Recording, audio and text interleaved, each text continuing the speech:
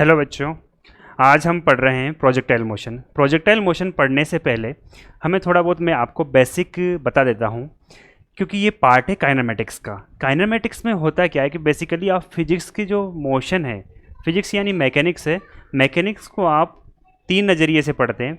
जो उसका फर्स्ट नज़रिया है, मतलब फर्स्ट पॉइंट ऑफ व्यू देखने का ये है कि बेसिकली आपको अगर इनिशियल कंपोनेंट्स गिवन है, यानी इनिशियल जो आपको कुछ दो चार चीज़ें मालूम है, तो आप उनसे क्या करते हैं, इक्वेशन को सोल्व करते हैं। इक्वेशन को सोल्व करके अदर पैरामीटर हैं, अदर जो पैरामीटर से उनका क्या करते हैं, उनको आप सॉल्यूशन निकालते हैं। आगे जाके आप फोर्स के बारे में पढ़ोगे तो फोर्स में क्या होता है कि आपको जो मोशन है, मोशन का अगर मोशन में जो कोज आ जाए, यानी पार्टिकल मोशन तो कर रहा है लेकिन किस कारण से कर रहा है, उसका कारण क्या है, उसको वो फोर्स मोशन, वो जो पार्टिकल मोशन करने लगा वो किस कारण से मोशन करने लगा, अगर वो बात आप पढ़ते हैं तो बेसिकली वो आपकी पढ़ी जाएगी फोर्स में मोमेंटम में। आगे जाके और आगे मोशन पढ़ेंगे तो वहां पर अगर पार्टिकल की एबिलिटी की बात करनी पड़े कि पार्टिकल कितनी दूर तक जाएगा, अगर उसमें फ्रिक्शन लगेगा, तो उस टाइप की आप जो मोशन पढ़ेंगे वहां पर जो किस पॉइंट ऑफ व्यू से पढ़ेंगे, वर्क एनर्जी पावर के पॉइंट ऑफ व्यू से पढ़ेंगे। वहां पर आपकी बात आती है कैपेसिटी। एक बार और रिपीट कर देता हूं, पूरी मैकेनिक्स में क्या होता है, तीन टाइप से आप चीजों को पढ़ते हैं। फर्स्ट थिंग काइनेमेटिक्स में आपके पास क्या होता है, इक्वेशंस ऑफ मोशन होती है। बेसिकली वो एक मैथमेटिक्स टाइप से है जिसमें आप पार्टिकल के एक दो पैरामीटर गिवन है और अदर पैरामीटर उस इक्वेशन को सोल्व करके आप क्या निकाल लेते हैं, अदर पैरामीटर्स निकालते हैं। काइनेमेटिक्स में केवल इतना सही करते हैं। काइनेमेटिक्स में इस बात पे बिल्कुल भी दिमाग नहीं लगाते हैं कि पार्टिकल तो मोशन तो करेगा लेकिन किस कारण से करेगा, इस बारे में कोई मतलब नहीं है। हमें केवल मतलब इस बात से है कि पार्टिकल का मोशन है, अगर उसके पास इनिशियल कंपोनेंट गिवन है तो फाइनल कंपोनेंट्स आपको, मतलब जो आप उनको सोल्व करके जो आप अदर पैरामीटर्स निकालेंगे, इस बात पे हमारा क्या रहेगा, काइनेमेटिक्स में फोकस रहेगा। दूसरी बात, फोर्स में जब आप पार्टिकल में फोर्स की तरफ जाएंगे, आपकी फ्रिक्शन की तरफ जाएंगे, तो वहां पर आपको क्या करना पड़ेगा, पार्टिकल के मोशन का तो स्टडी करनी है लेकिन उसके साथ साथ कारण की भी स्टडी करनी है। ये कारण, ये मोशन तो कर रहा है लेकिन इसका कारण क्या है, वो फोर्स, जो पार्टिकल के मोशन का जो कोज है वही क्या है, आपका फोर्स है। यानी वहां पर जो एक्सेलरेशन का कोज है वो क्या है, आपका फोर्स है।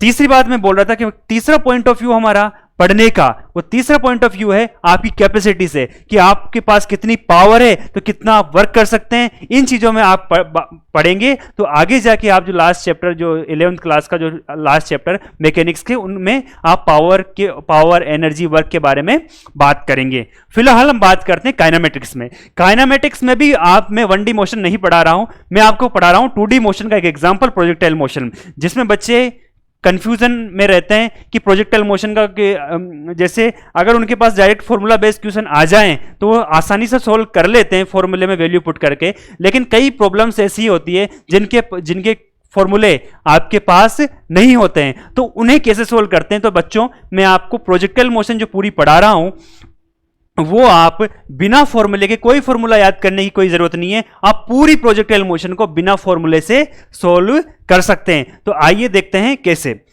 तो प्रोजेक्टाइल मोशन स्टार्ट करने से पहले आपको प्रोजेक्टाइल मोशन क्या है, एक 2D मोशन का एक एग्जांपल है।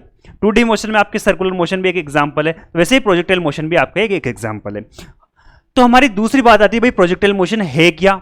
तो प्रोजेक्टाइल मोशन में आप क्या करते हैं कि जैसे कोई पार्टिकल आपने अर्थ सरफेस से फेंका, अब अर्थ सरफेस से आपने उसको थ्रो किया, तो वहां पर एक इंपॉर्टेंट चीज आती है। वो आपकी जो इंपॉर्टेंट चीज है वो है आपकी वेलोसिटी। देखना बच्चों, यहां पर दो चीजें हैं हमारे पास। एक वेलोसिटी, अगर मैं किसी पार्टिकल को, जैसे मान लो इस पार्टिकल को, इसको मैं 10 किलोमीटर पर सेकंड से फेंकता हूं, 11 किलोमीटर पर सेकंड से फेंकता हूं, तो बच्चों आपके पास एक प्रॉब्लम आ जाती है कि वो, आप क्या बोलोगे, इसको किससे सोल्व करोगे, क्या प्रोजेक्टाइल से सोल्व करोगे या फिर और किसी चीज से सोल्व करोगे। दूसरी चीज मेरे पास है कि अगर किसी पार्टिकल को मैं 10 मीटर पर सेकंड से फेंकता हूं, तो देखना बच्चों, दो कंडीशंस हमारे पास। फर्स्ट 10 मीटर पर सेकंड, दूसरी 10 किलोमीटर पर सेकंड। क्या बच्चों दोनों को मैं यहां पर से 30 डिग्री पर फेंकता हूं, क्या दोनों प्रोजेक्टाइल मोशन है? आपको इस बारे में अगर आइडिया है तो आप प्रोजेक्टाइल मोशन को आसानी से सोल्व कर सकते हैं। देखना बच्चों, अगर मैंने 10 किलोमीटर पर सेकंड से किसी चीज को फेंका तो आप आगे जाके पढ़ोगे एस्केप वेलोसिटी, तो वहां पर जो ग्रेविटेशन का कंसेप्ट आ जाता है, यानी वहां पर आपको ग्रेविटेशन के लॉ लगाने पड़ते हैं। तो यानी क्योंकि अगर किसी पार्टिकल को 10 किलोमीटर पर सेकेंड से मतलब 11 किलोमीटर 11.2 किलोमीटर या 12 किलोमीटर पर सेकेंड से फेंका जाता है तो वो पार्टिकल अर्थ का जो ग्रेविटी का एरिया है उसको पार करके स्पेस में चला जाता है, तो वहां पर आपकी प्रोजेक्टाइल मोशन काम नहीं करती है। अगर आपके कभी भी क्वेश्चन एग्जाम में आए कि किसी पार्टिकल को 10 किलोमीटर पर सेकेंड या 12 किलोमीटर पर सेकेंड से फेंका गया है तो आप क्या नहीं लगाएंगे, प्रोजेक्टाइल मोशन नहीं लगाएंगे। प्रोजेक्टाइल मोशन तभी लगाएंगे जब आपको पार्टिकल को फेंके तो वो अर्थ पे ही रहे, मतलब हमें हमारे आसपास रहे, जैसे वो यहां से 1000 मीटर दूरी पर चला गया, 1 किलोमीटर दूर चला गया, तो वहां पर आप, क्योंकि जब वहां पर आप क्या लगाएंगे, प्रोजेक्टाइल मोशन लगाएंगे। तो यानी अगर हमारी जो वेलोसिटी है पार्टिकल की वो कम है ताकि वो अर्थ के रीजन से बाहर ना जाए तो हम प्रोजेक्टाइल मोशन लगाएंगे। अगर वो उसकी वेलोसिटी आपने एस्केप वेलोसिटी से ज़्यादा दे दी तो वो क्या चला जाएगा, अर्थ की जो एरिया है वहां से कहां चला जाएगा, स्पेस में चला जाएगा, तो वहां पर प्रोजेक्टाइल मोशन वैलिड नहीं रहेगी। तो हमारे पास एक चीज तो कंफर्म हो गई कि हमारे पास जो वेलोसिटी रहेगी 10 मीटर पर सेकेंड, 1000 मीटर पर सेकेंड, यही रहेगी आपके पास, ठीक है। दूसरी चीज प्रोजेक्टाइल मोशन में क्या है कि प्रोजेक्टाइल मोशन एक किसका है, 2D मोशन का एक एग्जांपल है। तो यहां पर कुछ नहीं करना आपको, बेसिकली आपको न्यूटन की 3 इक्वेशन मालूम है, तो न्यूटन की 3 इक्वेशन आपको मालूम है तो आप पूरी प्रोजेक्टाइल को बिना किसी दुख दर्द के आसानी से सोल्व कर पाएंगे, ठीक है।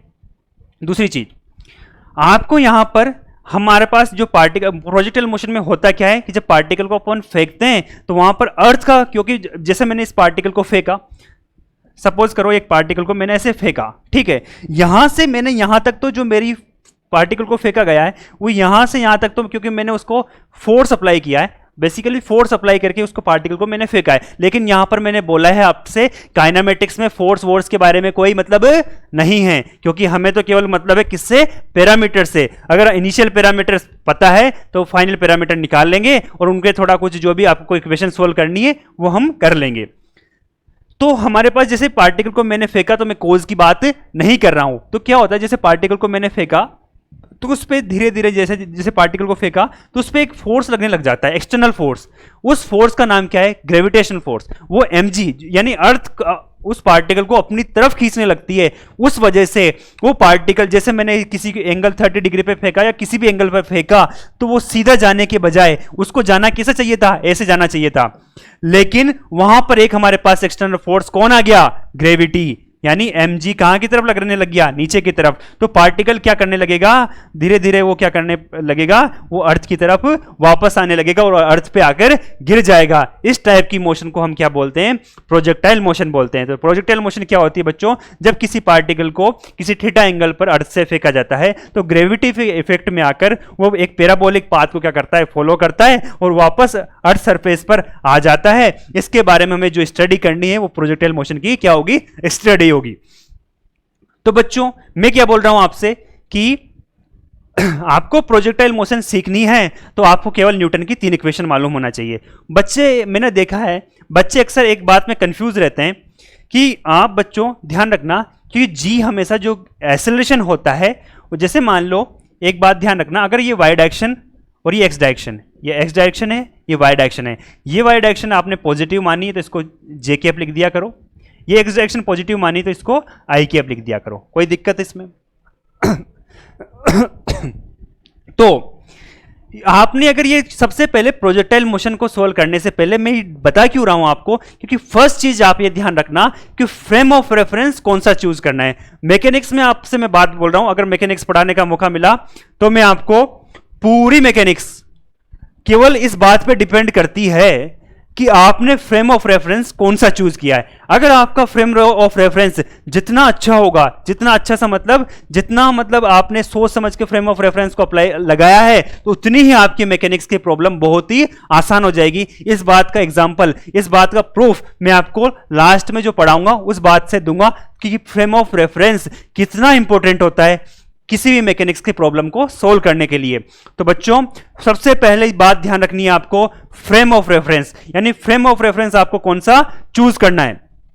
दूसरी बात क्योंकि जी होता है वो हमेशा क्या लगता है, ग्रेविटी का फोर्स हमेशा नीचे की तरफ लगता है। यानी अगर आपका जो किसी पार्टिकल को आप ऊपर फेंको और नीचे आए, वो जी हमेशा कहां रखता है, नीचे की तरफ, यानी उसका जी एक्सेलरेशन हमेशा उसकी डायरेक्शन क्या होती है, हमेशा डाउनवर्ड होती है। जी हमेशा क्या होता है, डाउनवर्ड। कई बच्चे देखता हूं मैं कि जैसे पार्टिकल ऊपर जा रहा है, जी ऊपर ले ली, जी की डायरेक्शन ऊपर ले ली, जी प्लस ले लिया, नीचे ले कुछ भी करते हैं और नीचे आ रहा है, या फिर ऐसा भी बोल सकते हैं अगर कोई पार्टिकल ऊपर जा रहा है तो जी नेगेटिव ले लिया, कई बच्चों के प्रॉब्लम बता रहा हूं मैं, और जब नीचे आता है तो जी को पॉजिटिव ले लेते हैं।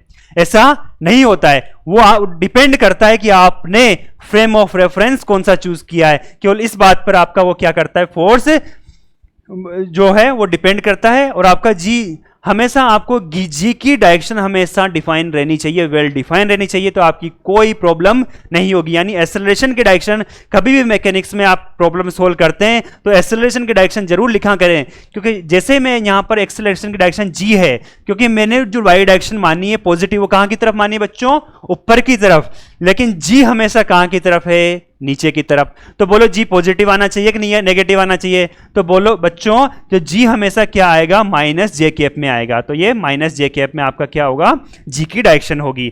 तो बच्चों सबसे पहले प्रोजेक्टाइल में बोल रहा हूं, प्रोजेक्टाइल मोशन, प्रोजेक्टाइल। तो प्रोजेक्टाइल मोशन में क्या होता है, आपको मैं दो ही बातें बता रहा हूं।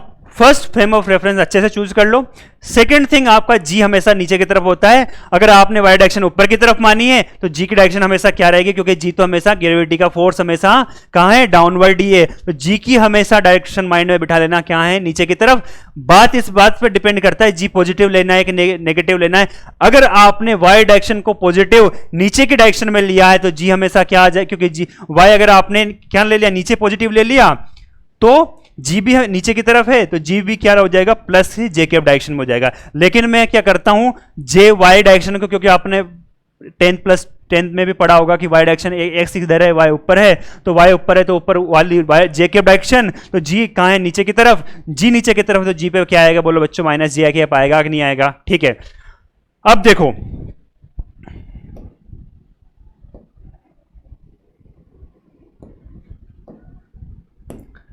जी, अब क्योंकि न्यूटन की इक्वेशन आपने पढ़ी है तो न्यूटन की इक्वेशन में लिखता हूं, न्यूटन की इक्वेशन से आपकी प्रोजेक्टाइल मोशन आपको आ जाएगी समझ में। आपको और कोई फॉर्मूला रटने की कोई जरूरत नहीं है, आप कोई सा भी प्रोजेक्टाइल का क्वेश्चन बिना फॉर्मूले के सोल्व कर पाएंगे। देखिए बच्चों कैसे, देखना, मैं न्यूटन की 3 इक्वेशन लिखता हूं।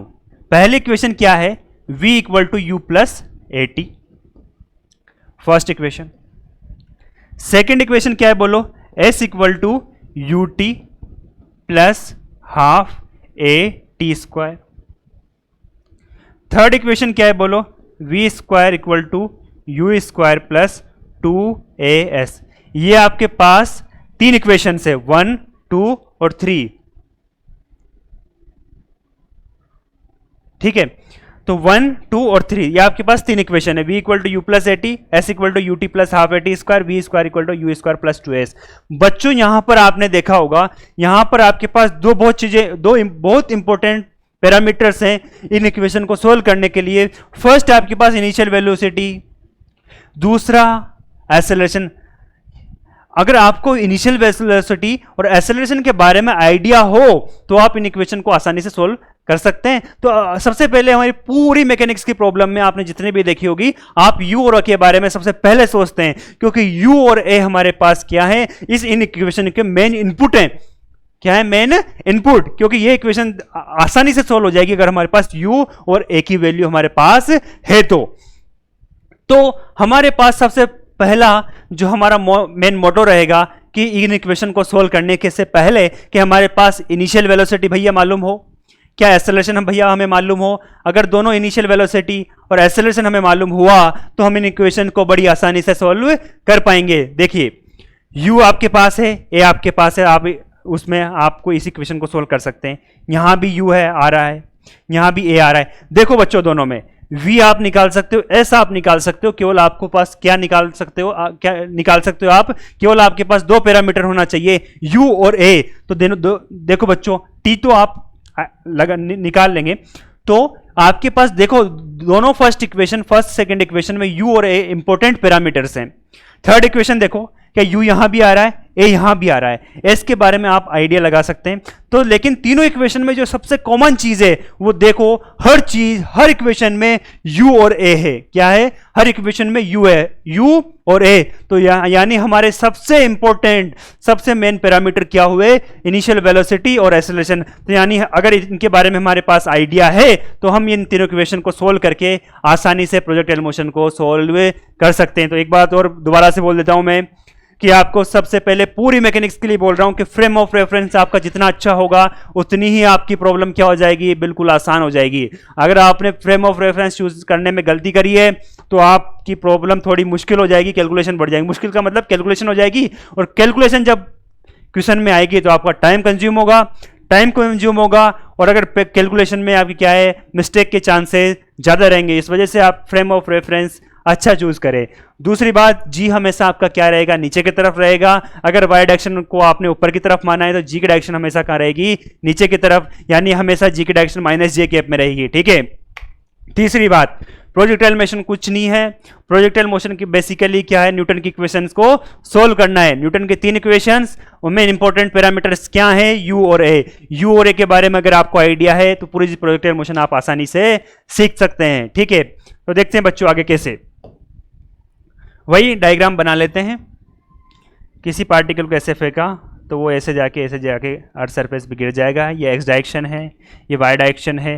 ये जी आपका हमेशा के मैं बोल रहा हूँ नीचे की तरफ रहेगा, उसकी डायरेक्शन माइनस जे कैप रहेगी। ये आपकी यू इनिशियल वेलोसिटी है, ये आपका एंगल थीटा है, ये आपकी एक्स डायरेक्शन है, ये आपकी वाई डायरेक्शन है। इतना क्लियर बच्चों?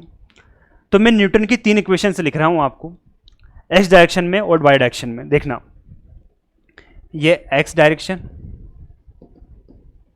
ये वाई डायरेक्शन। अगर आपको ये 3 इक्वेशंस लिखना आती है तो आपको पूरी प्रोजेक्टाइल आती है, ये बात मैं आपको गारंटी के साथ बोल सकता हूं।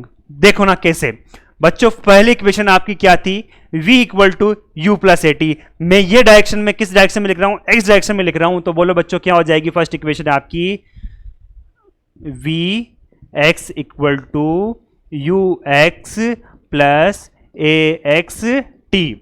हो जाएगी कि नहीं हो जाएगी?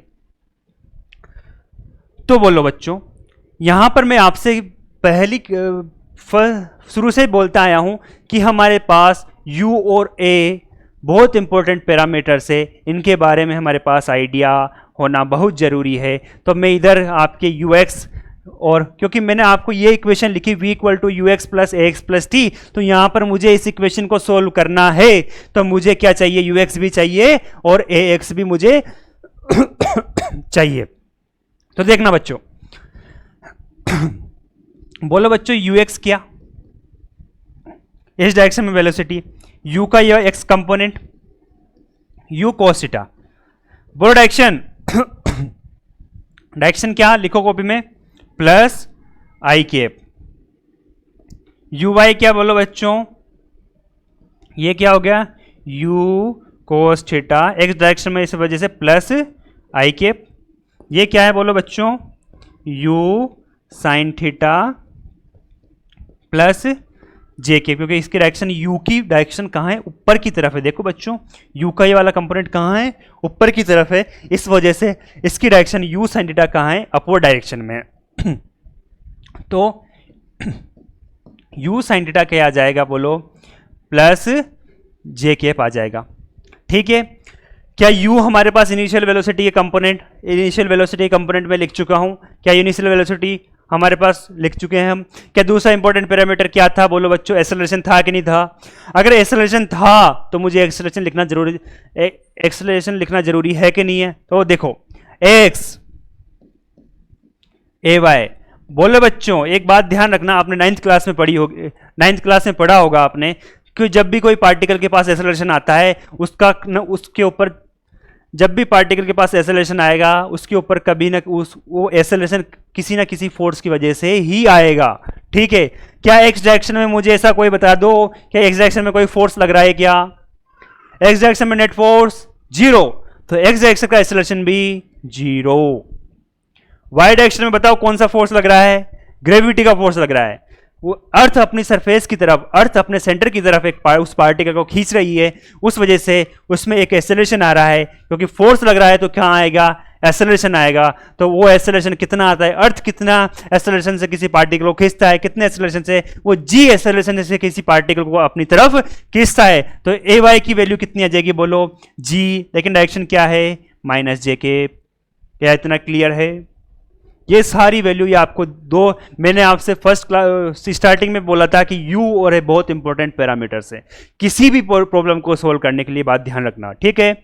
तो ux बोलो बच्चों कितना है, u कोस थीटा, आई कैप भी लिख सकता हूं मैं, आई कैप, ठीक है, प्लस x की वैल्यू वहां से देखिए आप, 0 है क्या, और ये t से मल्टीप्लाई, हमारे पास यहां से vx आ चुका है, बोलो बच्चों कितना आ चुका है, u कोस थीटा, या और ये आई कैप, ठीक है। इक्वेशन यहां वेक्टर लगा सकते हैं आप, ठीक है, मैं वेक्टर नहीं लगा रहा हूं, केवल आपको यहां पर वेक्टर आप लगा सकते हैं, वी वेक्टर इक्वल टू, क्योंकि इसमें डायरेक्शन लिख दी है, लेकिन मैं वो क्योंकि बेसिकली काइनेमेटिक्स इज लाइक है मैथमेटिक्स की प्रॉब्लम सोल्व करना, तो मैं अभी नहीं लगा रहा हूं क्योंकि वो थोड़ा आपको भी।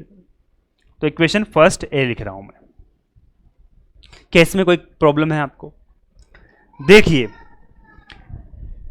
सेकेंड इक्वेशन लिखता हूं मैं, v मतलब वही फर्स्ट इक्वेशन y डायरेक्शन के लिए, v y equals to u y plus a y t. U y बोलो कितना आया हमारे पास, कितना आया था, u sine theta plus j cap, यानी u sine theta plus j cap में, प्लस ए वाई बोलो बच्चों कहां पर है, g माइनस जे कैप में, ये g माइनस जे कैप में t, ये वी वाई आ चुका है, वी वाई क्या आ चुका है, u sine theta minus g T, क्योंकि ये माइनस मैंने आगे मल्टीप्लाई कर दिया था इसलिए वजह माइनस आ गया, और ये जे कैप डायरेक्शन में, ठीक है। हमारे पास इस इक्वेशन को हम बोल रहे हैं फर्स्ट बी, ठीक है।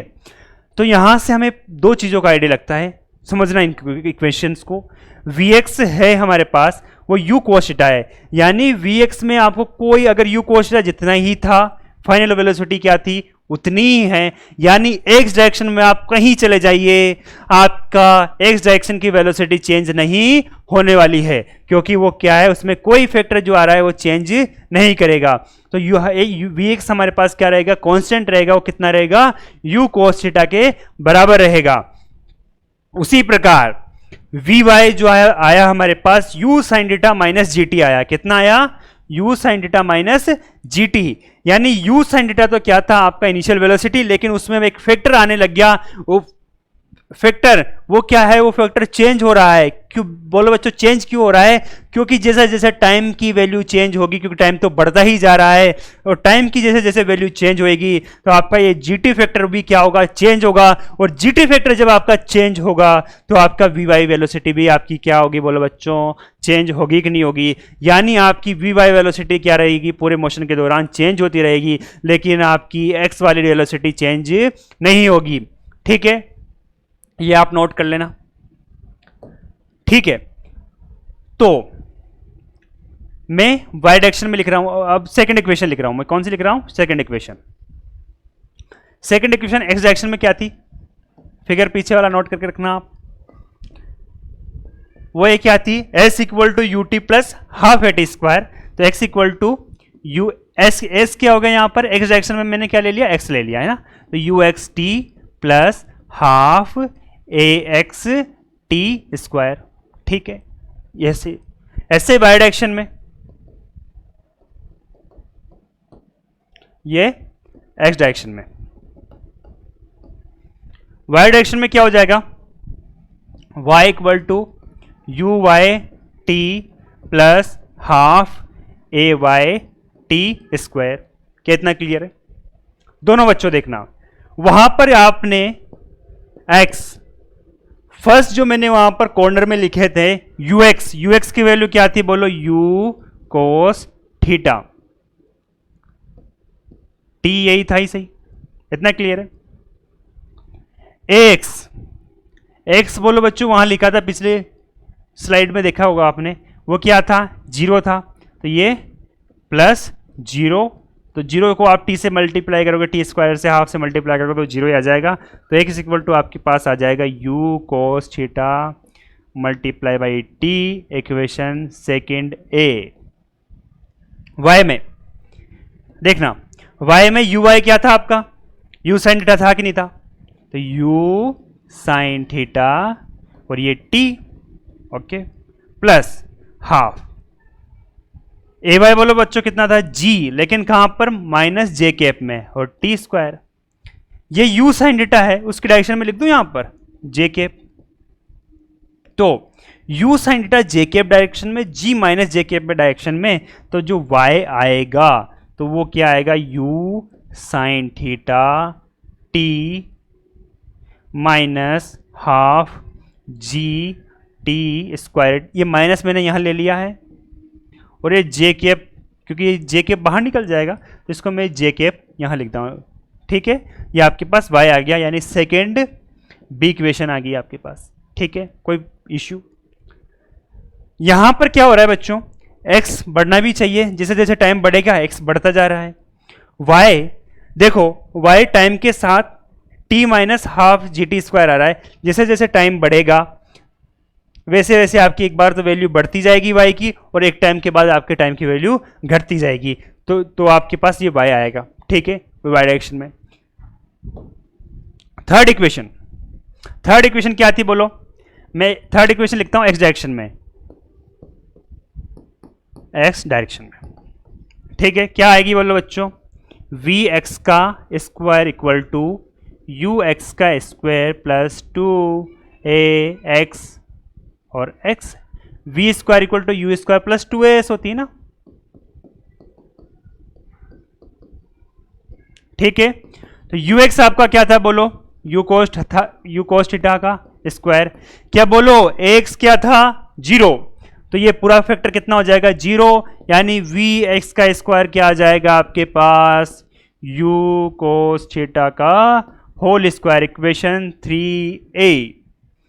वाई डायरेक्शन की बात करते हैं, वाई डायरेक्शन में देखना बच्चों, वी वाई का square equal to u y का स्क्वायर प्लस 2ay वाई यानी डिस्टेंस है या डिस्प्लेसमेंट, यू साइन थीटा का स्क्वायर प्लस 2ay बोलो कितना आता है, g माइनस जे कैप में, और ये y, ठीक है, तो क्या आ जाएगा, u square sine square theta minus 2gy, ये जे कैप, ठीक है, ये ऑलरेडी क्योंकि जे कैप में ही है, क्योंकि you sine theta J cap में ही था, तो उसका स्क्वायर करोगे भी तो वो भी कहाँ रहेगा, जे कैप में ही रहेगा, वी वाई का स्क्वायर, ठीक है, तो ये u, तो आपको ये तीन इक्वेशन 3b, ये आपके पास तीन इक्वेशन आपने नोट डाउन कर ली होगी। तो बेसिकली प्रोजेक्टाइल मोशन आपकी सॉल्व हो चुकी है, बस आपको ये 6 इक्वेशन मैंने बहुत ही आराम से बताई है, आपको ये 6 इक्वेशन आपको क्या करनी है, सॉल्व करनी है। फर्स्ट इक्वेशन, सेकंड इक्वेशन बच्चों लिखनी है आपको, ठीक है, उसके बाद ये इक्वेशंस हैं आपके पास, ये आपको लिखनी है, 2 इक्वेशन ये हैं और 2 इक्वेशंस आपके पास ये हैं। अगर आप 6 इक्वेशंस बच्चों लिख पाते हैं तो प्रोजेक्टाइल की कोई सी भी प्रॉब्लम हो आप आसानी से सॉल्व कर सकते हैं। तो आपका मेन फोकस ये रहना चाहिए कि आप 6 इक्वेशन को सॉल्व कैसे करें, ठीक है। अब बच्चों देखता हूं, आपको बताता हूं मैं कि आपको जैसे आपने फॉर्मूले निकाले होंगे, रेंज का फॉर्मूला निकाला होगा आपने, इक्वेशन ऑफ मोशन निकाली होगी आपने रेंज का फॉर्मूला, इक्वेशन ऑफ मोशन निकाली है आपने, हाइट का मैक्सिमम हाइट का फॉर्मूला निकाला है, तो ये सारी चीज़ें अपन निकालते हैं, टाइम ऑफ फ्लाइट का फॉर्मूला निकालना है। तो बेसिकली आपको कुछ नहीं करना है, ये सारी चीज़ें केवल जो 6 इक्वेशंस हैं आपके पास, उन्हीं के बारे में अगर आपने 10th क्लास की मैथ 10th क्लास पास करी है आपने, तो अगर आपको इक्वेशन सोल्व करना आती है तो ये 6 इक्वेशन को सोल्व करके आप कुछ भी किसी भी टाइम पर आप पूरी प्रोजेक्टाइल की प्रॉब्लम्स को आसानी से सॉल्व कर सकते हैं। फिर भी मैं ये फॉर्मूले निकालता नहीं, लेकिन जो बच्चे डायरेक्ट फार्मूला जेईई मेंस में जो क्वेश्चन आते हैं या फिर आपके और छोटे छोटे एग्जामों में जो क्वेश्चन आते हैं 11th बोर्ड के बच्चे हैं, वो अगर इन फॉर्मूलों, क्योंकि वो उनको फॉर्मूला डेराइव भी करना होता है, तो उनको टाइम ऑफ फ्लाइट का इनके फॉर्मूले में डेराइव कर देता हूँ। वैसे अगर आप प्रॉब्लम सॉल्व करना चाहते हैं, अच्छी वाली प्रॉब्लम्स, अगर डायरेक्ट प्रॉब्लम आए तो उनमें आप इनके फॉर्मूले याद भी कर सकते हैं और उनको अप्लाई भी कर सकते हैं। लेकिन जो अच्छी प्रॉब्लम्स होती हैं उनमें आप बिना फॉर्मूले के आप डायरेक्ट क्वेश्चन कर सकते हैं इन इक्वेशन 6 इक्वेशंस को सॉल्व करते हुए। तो मैं सबसे पहले निकालता हूं, बस बेसिकली मैं आपसे क्या बस थोड़ा आइडिया लगा रहा हूं, जो निकलेगा वो आप देखते रहना। देखना बच्चों, आप बुक में कॉपी में देखें, न्यूटन की फर्स्ट ए इक्वेशन, जो मतलब फर्स्ट ए मैंने डिराइव की थी, वो क्या थी, वी एक्स इक्वल टू, देख लेते हैं यहां पर।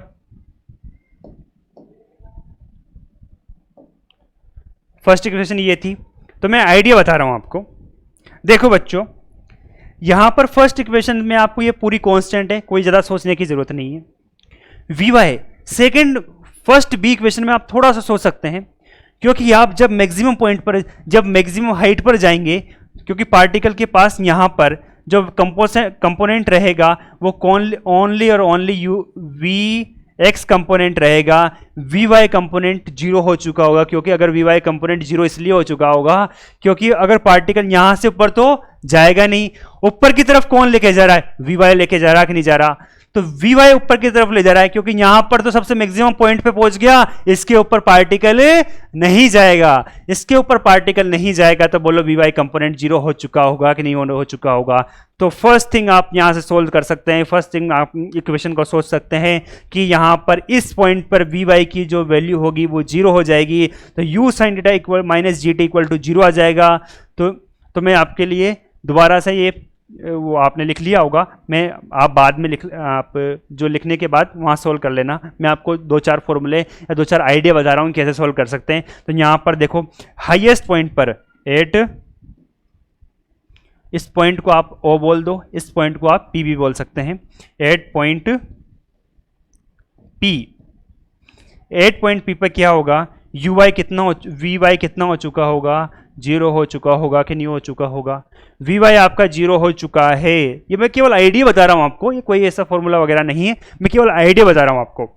तो बोलो बच्चों क्या आ चुका होगा, u sine theta minus g t equals to zero आ चुका होगा, और t इक्वल टू आ चुका होगा u साइन थीटा अपॉन जी। बोलो बच्चों ये टाइम कहाँ तक का आया, यहाँ तक का टाइम आएगा कि नहीं आएगा, यानी ये मैक्सिमम हाइट तक पहुँचने में कितना टाइम लगेगा, वो टाइम आ जाएगा कि नहीं आ जाएगा। ये फॉर्मूला मैं नहीं बोलता हूँ आप याद करें, ये फॉर्मूला आप यहाँ से आसानी से निकाल सकते हैं। मैंने तो केवल आपको एक आइडिया दिया है कि बोलो बच्चों ये जो टाइम टी आया, ये क्या कहाँ तक आया, जब पार्टिकल मैक्सिमम हाइट पर पहुँच चुका होगा तब तक का टाइम क्या आया, यू साइन थीटा अपॉन जी आया कि नहीं आया।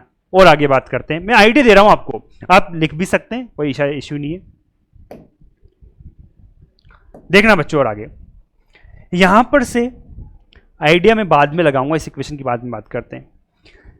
वाई इक्वेशन आ रही है u sine theta minus g T half g t square. मैं आपको केवल सोचना बता रहा हूं, आप में मैं फॉर्मूला डिराइव नहीं करा रहा हूं, मैं तो आपको केवल सोचना बता रहा हूं कि इस इक्वेशन से क्या इंफॉर्मेशन हमें मिल रही है, ताकि उस इंफॉर्मेशन का अपन आगे यूज कर सकें। तो मैंने आपको फर्स्ट बी इक्वेशन थी उसका यूज बताया था आपको, ठीक है। वैसे ही यहां पर y दिख रहा है आपको, क्या बच्चों y डिस्प्लेसमेंट है। अगर हम बात करें, जैसे मैं एक फिगर बना रहा हूं या ऊपर बना देता हूं, पार्टिकल ऐसे जाके नीचे की तरफ आ रहा है, क्या पार्टिकल का थोड़ा माइंड में सोचो, थोड़ा दिमाग चलाओ, y जीरो कब हो जाएगा, जब पार्टिकल यहां से चला, y बढ़ता गया, डिस्प्लेसमेंट बढ़ता गया, यहां पर मैक्सिमम डिस्प्लेसमेंट यानी मैक्सिमम हाइट पे पहुंच गया, उसके बाद y धीरे धीरे कंटिन्यूसली, क्योंकि y क्या है, डिस्प्लेसमेंट, क्योंकि डायरेक्शन है इसमें, क्योंकि डिस्टेंस नहीं है। डिस्टेंस क्यों नहीं है, क्योंकि बेटा इनमें क्या है, डायरेक्शन है। डायरेक्शन है तो ये क्या है, डिस्टेंस में डायरेक्शन इंट्रोड्यूस करते हैं तो डिस्प्लेसमेंट हो जाता है, तो यहाँ पर डिस्प्लेसमेंट है। तो ये डिस्प्लेसमेंट जैसे जैसे y धीरे धीरे बढ़ता गया मैक्सिमम हाइट तक पहुंचा, उसके बाद y की जो वैल्यू है वो क्या होती जाएगी, घटती जाएगी, और वापस जैसे ही अर्थ की सरफेस पर आएगा वहां पर आपकी जो y की वैल्यू होगी, y की वैल्यू कितनी हो चुकी होगी, 0 हो चुकी होगी कि नहीं हो चुकी होगी। और सोचना, जब पार्टिकल ऊपर जाके वापस नीचे आ जाएगा तो नीचे आने के बाद यही जो टोटल टाइम था उसका, अरे जो उड़ने का उसका टाइम था हवा में वो कितना था, जब पार्टिकल चल के ऊपर जाए वापस नीचे गिर जाए, क्योंकि नीचे गिर गया, नीचे गिरने पर y0 हो गया, नीचे गिरने पर y0 हो गया तो टाइम क्या हो गया, फुल टाइम हो गया आपका, यानी टाइम ऑफ फ्लाइट आ जाएगा कि नहीं आ जाएगा। आपको बस केवल क्या करना है, फॉर्मूला डिराइव करने पर ध्यान नहीं देना है, आपको केवल सोचना है। तो देखना है बच्चों, अगर मैं y0 कर दूंगा आगे तो मेरे पास जो टाइम आएगा वो टाइम ऑफ फ्लाइट आ जाएगा कि नहीं आ जाएगा, इस इक्वेशन के बारे में सोचना है मुझे। अब और सोचना, मेरे पास टाइम ऑफ फ्लाइट आ गया, यानी टाइम ऑफ फ्लाइट क्या है, जो पार्टिकल का पूरे उड़ने का टाइम, यहां से चला पूरा उड़ के नीचे गिर गया, वो आपके पास आ चुका है। अगर आपके पास वो आ चुका है तो बोलो बच्चों, क्या मुझे यहां से वापस चल के वापस अर्थ पे गिर जाए, इस टाइम पर क्या होगा कि जो पार्टिकल की यहां से चल के वापस यहां गिर गया तो क्या होगी, जितनी डिस्टेंस एक्स डायरेक्शन में ट्रेवल करेगा वो उसकी रेंज आ जाएगी कि नहीं आ जाएगी। आपके पास टाइम पूरा आ गया, पूरे उड़ान का पूरा टाइम ऑफ फ्लाइट आ गया, हिंदी में उड्डयन काल बोलते हैं हिंदी वाले बच्चों के लिए। पूरा टाइम आ चुका है उड़ने का, उस टाइम को आप u cos थीटा से मल्टीप्लाई करेंगे तो क्या एक्स डायरेक्शन में जितनी डिस्टेंस चला वो आ जाएगी कि नहीं आ जाएगी। अगर वो आपके पास आ जाएगी तो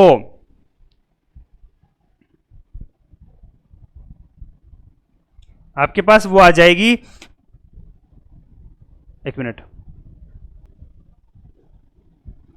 तो हम कहां थे, हम y0 हो जाएगा, तो y0 होने के बाद जो टाइम आएगा, क्योंकि पार्टिकल नीचे गिर चुका होगा तो वो टाइम आ जाएगा आपके पास, वो टाइम आपके पास आ जाएगा तो उस टाइम को अगर आप u cos थीटा से मल्टीप्लाई कर देंगे तो आपके पास क्या रेंज आ जाएगी। क्या सोल्व करूंगा, मैं आपको आइडिया बता रहा हूं, ठीक है।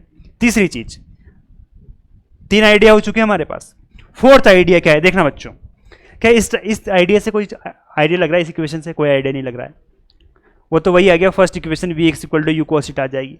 देखना बच्चों 3rd इक्वेशन से आप यहां से क्या कर सकते हैं, देखो बच्चों, जब पार्टिकल मैक्सिमम पॉइंट पे यानी मैक्सिमम हाइट पे चला जाएगा तो वहां भी उसका क्या हो जाएगा, vy वेलोसिटी क्या हो जाएगी, क्योंकि vy के बारे में क्यों सोच रहा हूं मैं, अरे भाई यहां पर vy दे रखा है इस वजह से तो vy के बारे में सोच रहा हूं मैं। मैक्सिमम vy 0 कहां होगा, क्योंकि 0 होगा तो हमारे पास कुछ ना कुछ इंफॉर्मेशन आएगी। 0 हाईएस्ट पॉइंट पर vy कितना हो चुका होगा, यहां पर ये कितना हो चुका होगा, इसकी वैल्यू 0 हो चुकी है, क्योंकि इस टाइम पर आपके पास कोई कंपोनेंट नहीं रहेगा y डायरेक्शन में वेलोसिटी का y डायरेक्शन में कोई कंपोनेंट रहेगा नहीं रहेगा, तो vy आपका कितना हो जाएगा, 0 हो जाएगा कि नहीं हो जाएगा। जैसे ही आपका vy 0 हो जाएगा आपकी इक्वेशन क्या बन जाएगी, u sin square theta equal to 2gy। y उस टाइम पे क्या हो चुका होगा बोलो बच्चों, क्योंकि जब पार्टिकल vy 0 हो गया तो कहां पहुंच गया, मैक्सिमम हाइट पे पहुंच गया, तो y आपका मैक्सिमम हाइट, h का फॉर्मूला आपके पास आ जाएगा कि नहीं आ जाएगा। इस प्रकार से आपको सोचना है बच्चों, रटना नहीं है। तो देखिए बच्चों, मैं सोल्व कराता हूं आपको। देखो हम बात करते हैं इक्वेशन सोल्व करने के लिए, मैं सेकेंड बी इक्वेशन ले रहा हूं, y equal to u sine theta t minus half g t square. बोलो जब पार्टिकल अर्थ सरफेस पर आ जाएगा, यानी तब जब पार्टिकल एट ग्राउंड में वापस आ जाएगा, कहाँ जाएगा, ग्राउंड पे वापस आ जाएगा, एट ग्राउंड, तो y कितना हो चुका होगा, 0, y0 रख लेना, सेकेंड बी इक्वेशन की बात कर रहा हूं मैं। y0 रखोगे तो u साइन थीटा जब ग्राउंड पे आ चुका होगा तो पार्टिकल चला वापस ग्राउंड पे आ गया तो टाइम क्या हो चुका होगा उसका, मैक्सिमम मतलब टाइम ऑफ फ्लाइट आ चुका होगा कि नहीं, क्योंकि जब y 0 हो जाएगा तो टाइम उतना ही था, उतना ही टाइम की मोशन थी, तो लास्ट में फाइनल में पार्टिकल नीचे गिरना ही था और वो गिर भी चुका है, तो वो जो टाइम आएगा वो उसका टाइम ऑफ फ्लाइट आ जाएगा कि नहीं आ जाएगा। उस टाइम ऑफ फ्लाइट को मैं क्या किससे डिनोट कर रहा हूँ, t से डिनोट कर रहा हूँ, तो मेरे पास जो t क्या हो जाएगा, जब y इक्वल टू 0 हो जाएगा तो t इक्वल्स टू क्या हो जाएगा, कैपिटल T हो जाएगा। तो t, और ये कितना हो गया 0, और ये कितना आ गया हाफ जी टी स्क्वायर। तो इसको सोल्व कर लोगे आप तो u sine theta equals to क्या आ जाएगा, हाफ जी टी स्क्वायर, और एक t इधर भी है आपके पास, एक t से एक t कैंसिल हो जाएगा, तो आपके पास t क्या आ जाएगा बोलो बच्चों, 2u साइन थीटा अपॉन जी आ जाएगा कि नहीं आ जाएगा। क्या इक्वेशन इसको मैं फोर्थ बोल सकता हूं क्या? ये आपके पास टाइम ऑफ फ्लाइट आएगा, बिल्कुल इजी था। ठीक है, और आगे बात करते हैं, मैक्सिमम हाइट की बात करते हैं। मैं न्यूटन की थर्ड इक्वेशन का बी पार्ट के बारे में डिस्कस कर रहा हूं। वहां पर आपके पास आया था v y square equal to u y square minus 2GY। बोलो बच्चों 8 पॉइंट, जो मैंने हाईएस्ट हाइट का पॉइंट लिया था वो कौन सा लिया था, 8 पॉइंट पी। 8 पॉइंट पी पर वी वाई कितना हो जाएगा, 0 हो जाएगा। इस इक्वेशन में आप 0 रख दीजिए तो आपके पास क्या आ जाएगा, यू वाई का स्क्वायर इक्वल टू 2G। अब जब उस टाइम पर आपका particle v y equal to 0 हो जाएगा तो पार्टिकल कहाँ पहुंच जाएगा, मैक्सिमम हाइट पर पहुंच जाएगा। उस टाइम पर y v y equal to 0 होते हैं क्या हो जाएगा, वाई इक्वल टू क्या हो जाएगा आपका h हो जाएगा। तो आपका जी एच आ जाएगा। h की वैल्यू क्या आ जाएगी, यू वाई की वैल्यू अपन ने निकाली रखी है, you square sine square theta हो जाएगी। क्यों? क्योंकि यू वाई की वैल्यू यू साइन थीटा, उसका स्क्वायर कर दोगे तो you square sine square theta upon 2G आपकी क्या आ जाएगी, ये वैल्यू आ जाएगी। ये आपके पास h की वैल्यू आ गई, मैक्सिमम हाइट आ गई। बिल्कुल देखो बच्चों कितना आसान था।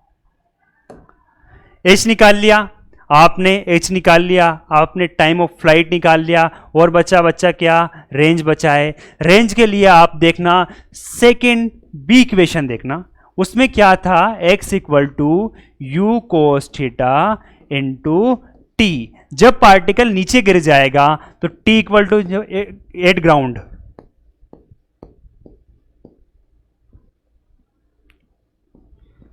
ग्राउंड पे क्या हो जाएगा, टी इक्वल टू क्या हो जाएगा, कैपिटल टी हो जाएगा आपका। टी इक्वल टू क्या हो जाएगा, कैपिटल टी हो जाएगा, और y इक्वल टू क्या हो जाएगा, 0 हो जाएगा। तो x इक्वल टू तब क्या हो जाएगा हमारा, r हो जाएगा कि नहीं हो जाएगा, क्योंकि पार्टिकल का y 0 होगा तो पार्टिकल ऐसे आएगा। ये y 0 हो गया तो यहाँ पर ये कितनी डिस्टेंस चल चुका है, r डिस्टेंस चल चुका कि नहीं चल चुका, तो r रेंज आ जाएगी। तो r इक्वल टू क्या आ जाएगा बोलो बच्चों, u कोस थीटा। t कितना आ जाएगा, t की वैल्यू आपके पास कितनी आएगी, क्या आई थी, 2 निकालो t। फोर्थ इक्वेशन या फिफ्थ इक्वेशन में देख सकते हैं आप, वो क्या आई थी, 2u sine theta upon g. तो u cos theta multiply by 2u sine theta upon g हो जाएगा। तो क्या हो जाएगा, u स्क्वायर तो यहाँ रहने दीजिए, 2 sine theta cos theta, 2 sine theta cos theta की वैल्यू साइन 2 थीटा होती है, साइन 2 थीटा अपॉन जी आ जाएगा, और x इक्वल टू क्या आ जाएगा, r आ जाएगा। तो आपके पास r रेंज का फॉर्मूला भी आ जाएगा। तो ये फॉर्मूले मैंने डिराइव करा दिए हैं आपको। आप नहीं चाहते हो फॉर्मूला याद करना तो आपको कोई इक्वेशन, मैंने 6 इक्वेशन हैं, 6। अगर आपको किसी भी कोई सी भी प्रॉब्लम आ जाए, अगर आपको क्वेश्चन सोल्व करना नहीं आ रहा है तो आप, मैं बोल रहा हूं आप 6 क्वेश्चन लिखिए, 6 क्वेश्चन आपने लिख ली तो आपकी प्रॉब्लम 50% सोल्व होगी। केवल आपको तो वहां पर वैल्यू इधर उधर करनी है, यानी सब्स्टिट्यूशन करना है, जिसमें आपके पास पूरी वैल्यूज आ जाएंगी। तो प्रोजेक्ट बच्चों इतना आसान था। मैं क्वेश्चन भी कराऊंगा, देखना बच्चों। ये आपके पास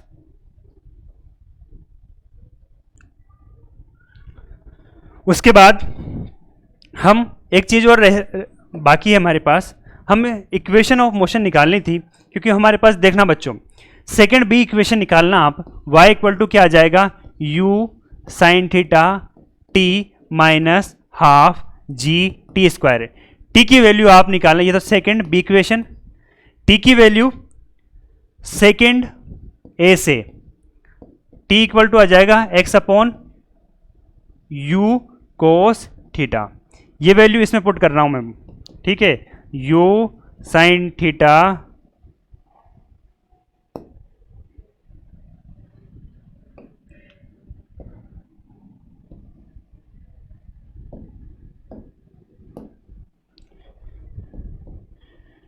इसमें पुट करते हैं value u sine theta, t की वैल्यू यहाँ से x upon u cos theta minus half g t square, t यानी x upon u cos theta का होल स्क्वायर इक्वल्स टू क्या आ जाएगा बोलो, u से u तो कैंसिल हो जाएगा, sine theta upon cos theta आपका टेन थीटा बन जाएगा, तो x टेन थीटा माइनस देखना बच्चों g x square upon u square cos square theta आपका आ जाएगा, तो ये g x square upon two u square cos square theta आपके पास ये इक्वेशन आ जाएगी। ये इक्वेशन किसके बराबर आ रही है, आपकी y के बराबर, यानी y और x में क्या आपके पास क्या आ गया, रिलेशन आ चुका है। तो y और x में रिलेशन आ चुका है आपके पास, तो ये आपको इक्वेशन दिख रही होगी, ये कांस्टेंट यानी a x minus b x square के फॉर्म में, ये b की वैल्यू क्या, g upon u square cos square theta, ये इसके फॉर्म में दिख रही है। ये इक्वेशन आपकी पैराबोला की होती है, और तो आप बोल भी सकते हैं, आपसे एग्जाम में प्रूफ आ जाए कि prove that the projectile motion is a parabolic motion, तो आपको ये इक्वेशन सोल्व करके बतानी है। ये इस इक्वेशन से क्या हो जाएगा आपके पास, प्रोजेक्टाइल मोशन को आप पैराबोलिक प्रूफ कर सकते हैं। ठीक है, इतनी बात। तो देखो बच्चों, ये आपके पास प्रोजेक्टाइल मोशन पढ़ी हमने, आपके पास एक मैं क्वेश्चन की फॉर्म में ही आपको प्रोजेक्टाइल एक इंक्लाइन सरफेस भी पढ़ा देता हूँ, वो एक क्वेश्चन की तरह ही पढ़ा रहा हूँ आपको। वो वैसे आप सारे, क्योंकि वो फॉर्मूला आपको याद करने की ज़रूरत नहीं है, उनको वो प्रोजेक्टाइल एट इंक्लाइन सरफेस पे आप जो पढ़ेंगे उसको एक मैं क्वेश्चन की तरह ही पढ़ा रहा हूँ आपको, मैं थ्योरी की तरफ नहीं पढ़ा रहा हूँ। मैंने प्रोजेक्टाइल मोशन भी एक क्वेश्चन की तरह ही है, न्यूटन की क्वेश्चन का क्वेश्चन है, एक प्रॉब्लम है क्या, प्रोजेक्टाइल मोशन थ्योरी नहीं है कि वो एक फंडामेंटल रूल लॉ कुछ नहीं है।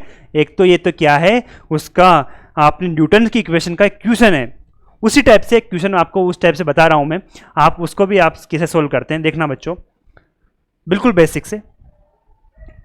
Projectile at incline plane, incline plane पे, इंक्लाइन प्लेन यानी कोई आपके पास प्लेन है, इंक्लाइन प्लेन किसी एंगल सपोज करो बीटा पर है, ठीक है, किस पर है, बीटा पर। आपने किसी पार्टिकल को फेंका ऐसे, वो ऐसे जाके गिरेगा, इसको आपने फेंका अल्फा एंगल पर, कोई इशू, नो इशू, ठीक है।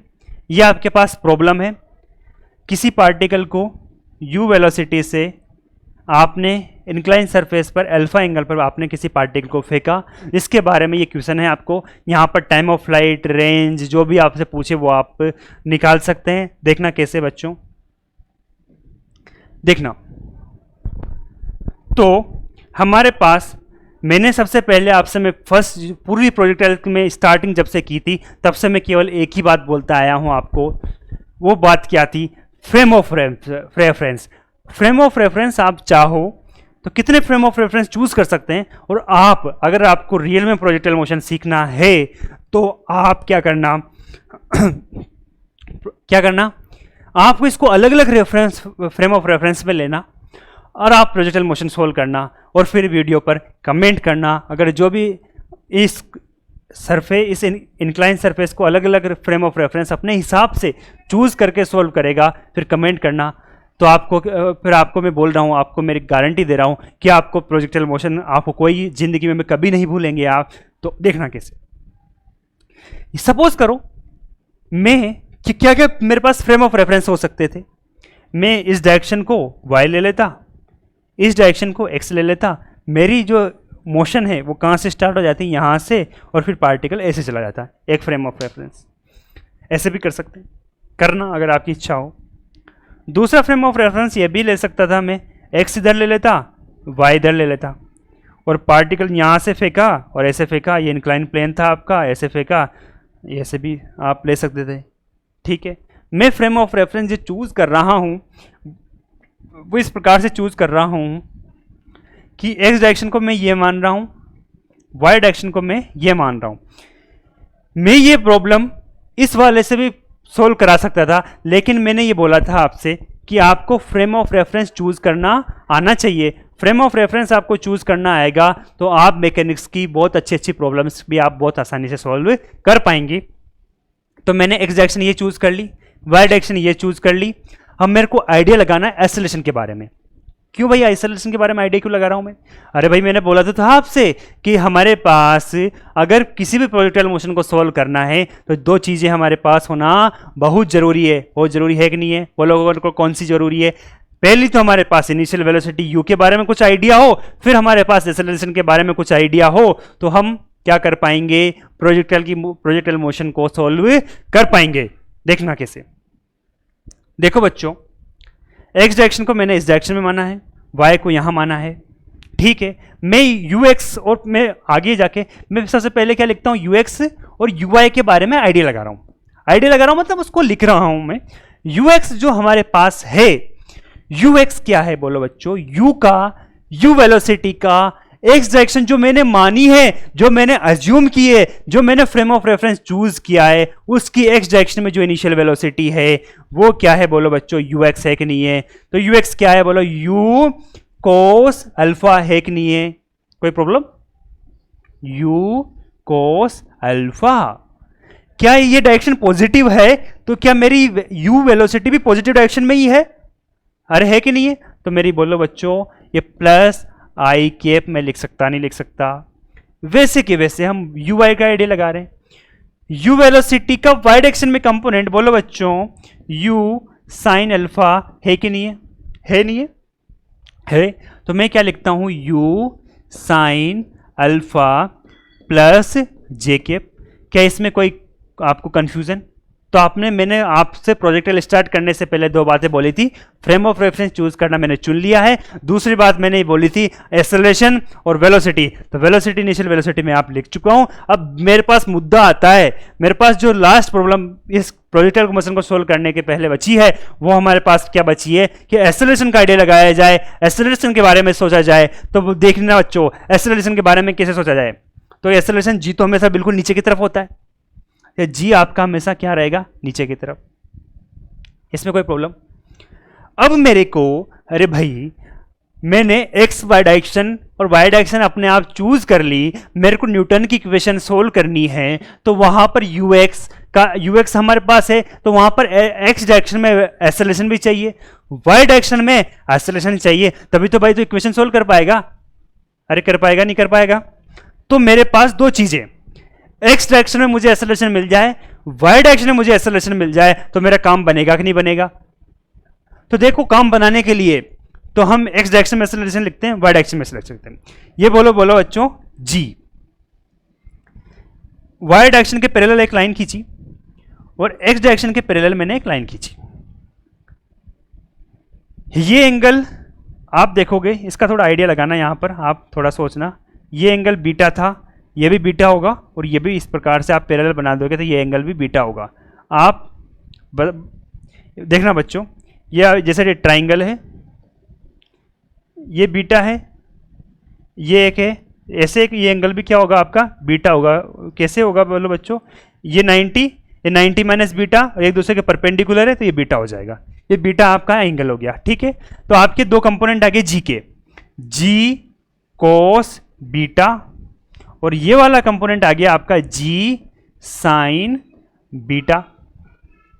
तो मैं ए एक्स और वाई लिख रहा हूं क्योंकि मैंने आपने पहले ही बोला था, प्रॉमिस किया था मैंने कि आपको पूरी प्रोजेक्टाइल मोशन सॉल्व करनी था, दो चीजें यू और ए। तो बोलो बच्चों ए एक्स और ए वाई। एक्स क्या हो गया हमारे पास? बोलो एक्स डायरेक्शन में एक्सेलरेशन जी साइन बीटा। अरे भाई जी साइन बीटा एक पॉजिटिव एक्स में एक नेगेटिव एक्स में? नेगेटिव एक्स में दिख रहा कि नहीं दिख रहा? अरे भाई पीछे की तरफ लग रहा है ना, एक्स पॉजिटिव आपने आगे की तरफ माना है, जी साइन बीटा पीछे की तरफ लग रहा है। तो जी साइन बीटा की क्या आ जाएगी आपके पास? एक्स जो आएगा वो जी साइन बीटा, जी साइन बीटा माइनस आई कैप में आएगा कि नहीं आएगा? वैसे ही ए वाई बोलो ए वाई यानी वाई डायरेक्शन में एक्सेलरेशन, वाई आपने ऊपर की तरफ पॉजिटिव मानी है, और g cos beta Y direction में कहां की तरफ लग रहा है? नीचे की तरफ लग रहा है, नेगेटिव वाई डायरेक्शन में लग रहा है। इस वजह से आपका ए वाई एक्सेलरेशन जी cos beta minus j cap में आ जाएगा कि नहीं आ जाएगा। ये इक्वेशन आप फर्स्ट बोल लो, ये इक्वेशन आप सेकंड बोल लो। अरे इतना क्लियर है क्या? ठीक है, ये आप, मैं क्वेश्चन बता रहा हूं आपको, मैं फॉर्मूला कोई डिराइव नहीं करा रहा टाइम ऑफ फ्लाइट का, मैं आपको बस 6 इक्वेशन लिखना और सिखा रहा हूं। ये आपने लिख लीजिए अच्छे से। अगर आप ये इस वीडियो को देख रहे हैं तो ये डायग्राम बनाइए और ये दोनों चीजें लिख लीजिए। उसके बाद आपको कहीं प्रॉब्लम नहीं आने वाली, केवल आपको 6 इक्वेशन लिखनी है। तो 6 इक्वेशन में लिख के बता देता हूं आपको। देखना बच्चों, पहली इक्वेशन क्या आई बोलो? फर्स्ट इक्वेशन के बारे में लिख रहा हूं, फर्स्ट इक्वेशन के बारे में। ठीक है, ux equal to, sorry erase pen, vx equal to ux plus ax t। अरे है कि नहीं है? देखना, vx, ux क्या था? ux क्या था पिछली स्लाइड में? देखना ux क्या था, देखा आपने? लिख लिया होगा आपने। ux था हमारे पास u cos अल्फा आई कैप में, और ax था g sin बीटा। ध्यान रखना, u cos अल्फा, तो u cos अल्फा था कि नहीं था? कहां था? प्लस आई कैप में। और ax जो था वो g sin बीटा कहां था? माइनस जे कैप में, सॉरी माइनस आई कैप में, और ये टी। तो बोलो बच्चों वी एक्स क्या आ गया? बोलो आपके पास u cos alpha minus g sine beta, और ये आपके पास बीटा और t, u cos alpha g sine beta multiply by t. थोड़ा मिस्टेक हो गया, जी साइन बीटा, ठीक है, और ये टी। ठीक है, यू, तो ये आप ब्रैकेट से, बड़े ब्रैकेट से आप बंद भी कर सकते हैं, u cos alpha minus g sine beta t, और इसके डायरेक्शन आपके पास आई कैप बाहर निकल जाएगा। वी एक्स आ गया। मैं फॉर्मूला डिराइव नहीं कर रहा हूँ, मैं तो आपको इक्वेशन सोल्व करना बता रहा हूँ। ठीक है, मैंने फर्स्ट इक्वेशन लिखी एक्स डायरेक्शन में, फर्स्ट इक्वेशन लिखता हूँ मैं वाई डायरेक्शन में। फर्स्ट इक्वेशन क्या लिख रहा हूँ मैं? वाई डायरेक्शन में। देखना बच्चों कैसे, v y equal to u y plus a y t. V y, u y कितना आया था आपके पास? यू वाई कितना आया था? You sign beta J cap में प्लस ए वाई आया था आपके पास जी कोस, सॉरी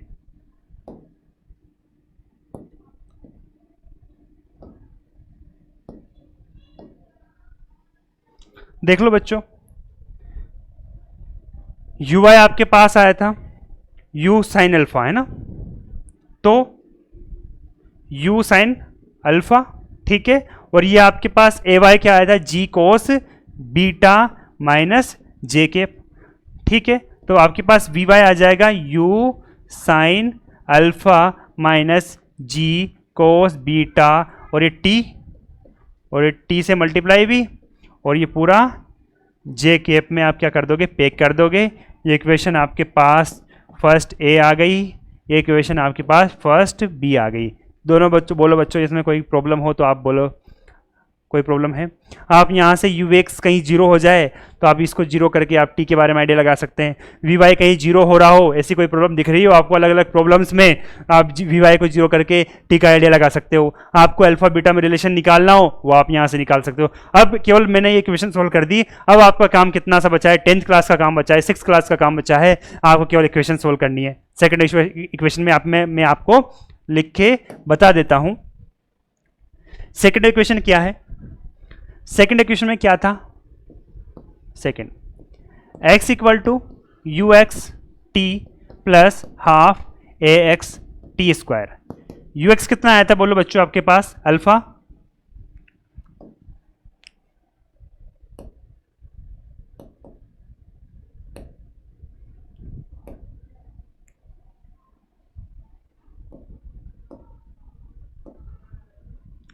यू एक्स क्या था? यू कोस अल्फा, और एक्स क्या था? जी साइन बीटा। तो u cos alpha t plus half x क्या था बोलो, g साइन बीटा, यही था। जी एक्स क्या था, जी साइन बीटा माइनस जे के माइनस आई कैप में,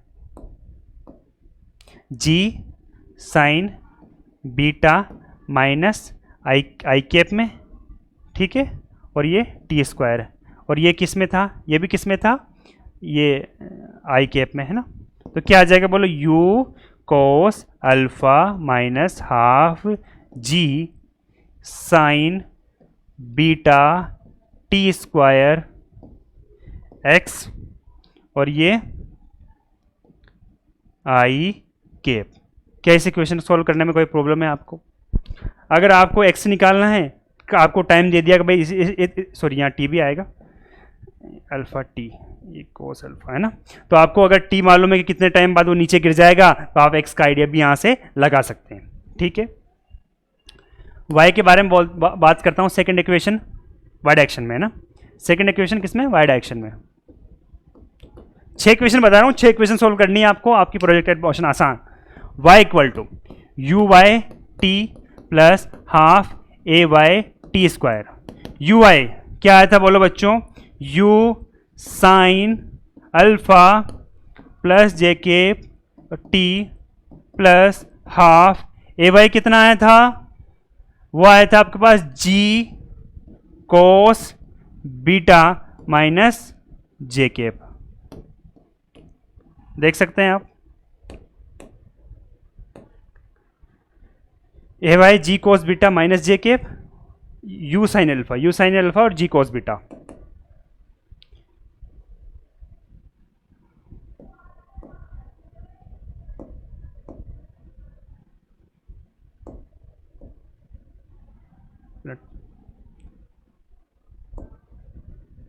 ठीक है, you cos alpha, you sine alpha और g cos beta minus j cap में।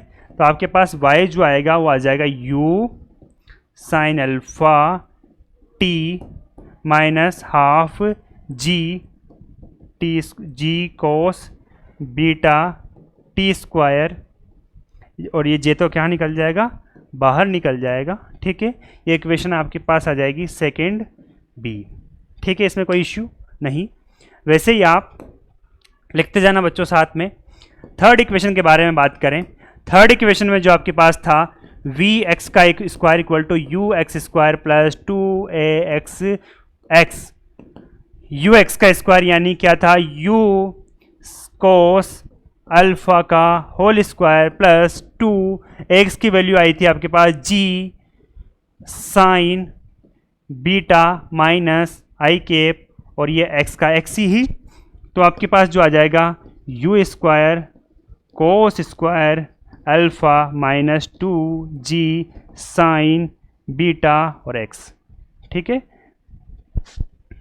ये आपके पास क्या आ जाएगा, वी एक्स का स्क्वायर आ जाएगा। यहाँ से अगर आपके पास वी एक्स कहीं जीरो हो रहा हो तो यहाँ से आप इस इक्वेशन का आइडिया लगा सकते हैं। वो आइडिया मैंने बताया भी था आप कैसे लगा सकते हैं। ऐसे ही आप third equation v y direction में लिखोगे। Third equation v y direction में, वी वाई का स्क्वायर यू वाई का square plus two a y y, u y का स्क्वायर क्या आएगा, यू साइन अल्फा का whole square plus two a y की वैल्यू आपके पास कितनी आई थी बोलो बच्चों, ए वाई की वैल्यू आपके पास आई थी g cos beta minus j cap और वाई। तो यहाँ से वी वाई का स्क्वायर क्या आ जाएगा, यू साइन अल्फा का होल स्क्वायर माइनस टू जी कोस बीटा, और ये बाहर जे केप निकल जाएगा, ठीक है, ठीक है, और यहाँ पर y भी आ जाएगा, ठीक है। तो कुल मिला के आपके पास ये थर्ड बी इक्वेशन हुई, ये थर्ड ए इक्वेशन हुई, ठीक है। तो देखो बच्चों, हमारे पास मैंने पूरी प्रोजेक्टाइल में, आपको मैं एक बार और रिवाइज कर देता हूँ। पूरी प्रोजेक्टाइल में मैंने केवल दो बातें बोली है। पहला, फ्रेम ऑफ रेफरेंस अच्छे से चूज करना। फ्रेम ऑफ रेफरेंस चूज किया हमने, आप कोई से भी फ्रेम ऑफ रेफरेंस चूज करके आप आंसर निकालोगे, सेम ही आएगा। फ्रेम ऑफ रेफरेंस अपने ऊपर डिपेंड करता है। कि कैसे चूज करें, बस फ्रेम ऑफ रेफरेंस का आंसर वही आएगा, कोई प्रॉब्लम नहीं है। फ्रेम ऑफ रेफरेंस में यही है बस कि आपका जितना फ्रेम ऑफ रेफरेंस अच्छा होगा, आपकी पूरी मैकेनिक्स के बारे में बोल रहा हूँ, पूरी मैकेनिक्स आपकी आसान हो जाएगी। मैकेनिक्स का पढ़ाने का मौका मिला तो मैं आपको बड़ी आसानी से फ्रेम ऑफ रेफरेंस का हर बार फ्रेम ऑफ रेफरेंस का महत्व बताते हुए पूरी मैकेनिक्स को आसान बनाने की कोशिश करूँगा। वैसे ही हमने यहाँ पर दूसरा फ्रेम ऑफ रेफरेंस चूज़ करके हमने क्या निकाला, 6 इक्वेशन लिखी। अब बच्चों आप 6 इक्वेशंस के बाद आप पहले जैसा प्रोजेक्ट में किया था, अगर आपको टाइम ऑफ फ्लाइट निकालना है तो y0 हो जाएगा। y0 होने के लिए आप सेकंड बी इक्वेशन को y में 0 पुट कर दीजिए।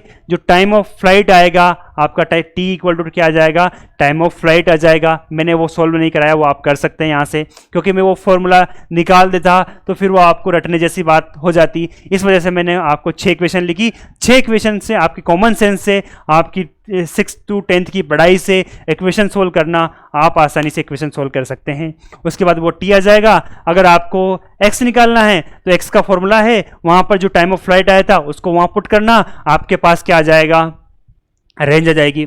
अगर आपको मैक्सिमम हाइट निकालनी है तो आप जो Vy है उसको जहाँ पर 0 होगा Vy की वैल्यू 0 कर देना। Vy की वैल्यू यहाँ से 0 करोगे तो y की वैल्यू आ जाएगी। तो आपके पास क्या आ जाएगा, बोलो बच्चों, आपके पास मैक्सिमम हाइट आ जाएगी। ठीक है, तो मैं आपको एक न्यूमेरिकल करा देता हूँ लास्ट में। एक न्यूमेरिकल करा के ये क्लास हम बंद करते हैं। देखिए बच्चों, मैं आपके पास एक न्यूमेरिकल बिना फॉर्मूले के सॉल्व करना बता रहा हूं आपको कि बिना फॉर्मूले के न्यूमेरिकल कैसे सॉल्व करते हैं, क्योंकि प्रोजेक्टाइल मोशन एक क्वेश्चन है। अगर आपको क्वेश्चन भी थ्योरी बना के आप सॉल्व करते हैं तो अच्छी बात नहीं है, अच्छा है, लेकिन अगर इजी वे में हो जाए तो, और वरना आप ऐसे भी डायरेक्ट सॉल्व कर सकते हैं।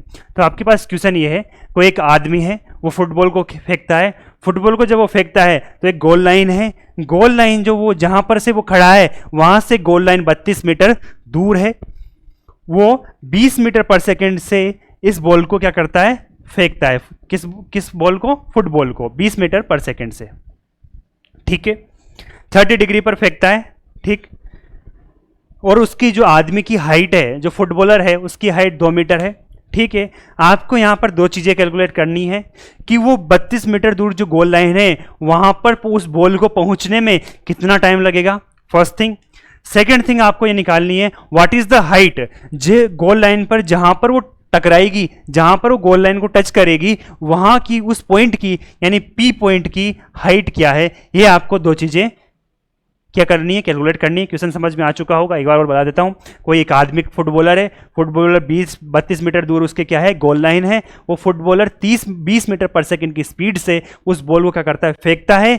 30 डिग्री एंगल पर फेंकता है। गोल लाइन कितनी दूर है, 32 मीटर की दूरी पर है। आपको 2 चीजें कैलकुलेट करनी है। फर्स्ट चीज कैलकुलेट करनी है, how long time to reach the goal line, यानी उसको यहां से बॉल फेंकने में से बॉल फेंकी और वो कहाँ पहुंचेगी, गोल लाइन तक पहुंचेगी, तो उस चीज में कितना टाइम लगेगा, उसमें कितना टाइम लगेगा वो निकालना है। दूसरी चीज, कितनी हाइट पर बॉल वहां से गोल लाइन पर जाके टच करेगी या वहां से पास होगी, तो वहां वो आपको क्या निकालनी है, हाइट निकालनी है। यानी आपको पी पॉइंट की हाइट निकालनी क्या है, एच, और ये यहां से यहां तक का टाइम निकालना है। बिल्कुल क्लियर है, मेरे को कोई फॉर्मूला मालूम नहीं है। ठीक है, मैं सोचता हूं, अरे भाई मैं क्या सोचता हूं, अरे भाई इसने बॉल फेंकी है तो इसके 2 कंपोनेंट होंगे वेलोसिटी की, क्योंकि मैं तो प्रोजेक्टाइल मोशन सोल्व करनी है तो मैं तो 2 ही चीजों का आइडिया लगाता हूं।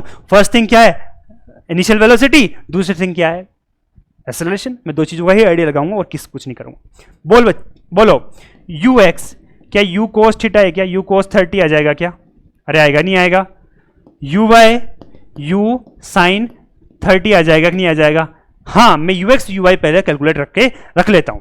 बोलो solution, u x equal to u cos 30, u की वैल्यू कितनी थी, बोलो 20 मीटर पर सेकेंड। कोस 30 की वैल्यू √3/2 होती है, क्या 10√3 आ जाएगा, क्या 17.32 मीटर पर सेकेंड, क्या यू एक्स आ जाएगा क्या, अरे आएगा नहीं आएगा। ऐसे ही क्या यू वाई भी निकाल सकता हूं क्या मैं, वो कितना है बोलो बच्चों, यू साइन 30, यू कितना है 20, साइन 30 की वैल्यू हाफ होती है, और 10 मीटर पर सेकेंड क्या आ जाएगा आपके पास, यू एक्स यू वाई आ चुके हैं। दूसरी चीज, मैं प्रोजेक्टाइल को बिना फॉर्मूले के सोल्व कर रहा हूं भाई, कोई मुझे फॉर्मूले का आइडिया नहीं है तो मैं कैसे सोल्व कर रहा हूं। मैंने सबसे पहली चीज बोली, जैसा मैंने बोला है वैसे ही कर रहा हूं मैं शुरू से लेके एंड तक। बोलो बच्चों, एक्स क्या है, एक्स डायरेक्शन में एक्सेलरेशन 0 दिख रहा है क्या आपको? अरे है कि नहीं है? एक्स डायरेक्शन में कहां एक्सेलरेशन दिख रहा है आपको? वाई डायरेक्शन में एक्सेलरेशन किसका आएगा भाई? ग्रेविटी का आएगा नहीं आएगा? तो बोलो बोलो ए वाई कितना आ जाएगा? वही वैसे शुरू से बोलता हूँ जी माइनस जे के। अरे भाई और तो जी लग रहा है ना नीचे की तरफ, और क्या लग रहा है? जी नीचे की तरफ है और जी की डायरेक्शन क्या है? माइनस जे के। क्या इतनी बात क्लियर है कि नहीं है आपको? ठीक है, ये आपके पास मैंने क्या किए, किसी भी जैसे मैंने जैसे बोलते हैं ना, किसी को सब्जी की बन रहे, किसी भी रेसिपी को बनाने के लिए सबसे पहले क्या है, सामान इकट्ठा करने होते हैं। जो चीज़ें इकट्ठी करनी होती है वो चीज़ें मेरे पास क्या होती है प्रोजेक्टाइल मोशन में? दो होती है, एक तो इनिशियल वेलोसिटी और दूसरा एक्सेलरेशन। ये दो चीज़ें मैंने क्या करी, इकट्ठी करी, यू एक्स यू वाई इकट्ठा किया, एक्स ए वाई इकट्ठा किया। उसके बाद पूरी प्रॉब्लम आसान। देखना कैसे, मुझे निकालना क्या था बोलो बच्चों, how long time to reach goal line, यानी मुझे टाइम निकालना था कहाँ से, यहाँ से पहुँचने तक। तो बोलो टाइम का कहाँ कौन सी इक्वेशन में आता है? क्या बोलो फर्स्ट इक्वेशन में टाइम आएगा एक्स डायरेक्शन में, वो कुछ काम का आएगा क्या? क्योंकि मुझे क्या दिया हुआ है, 32 मीटर दिया हुआ है। 32 मीटर क्या है, उसकी एक्स डायरेक्शन की डिस्टेंस है, तो उसका मैं कहीं ना कहीं यूज़ करता हूँ। तो देखना मेरे पास पैरामीटर्स क्या है, एक्स 32 मीटर है, यू एक्स 17.32 आया, यू वाई 10 आया, एंगल थीटा तो कोई मतलब है ही नहीं है। तो देखना बच्चों, मैं दोबारा फोटो बनाता हूँ। यहाँ से कोई ये आदमी है, 2 मीटर इसकी हाइट है, यहाँ से ये फेंकता है, यहाँ चला जाके ये टकरा जाती है। ठीक है, देखना बच्चों, ये 32 है, ये कितना है? 32 है। ये यू एक्स, ये यू वाई।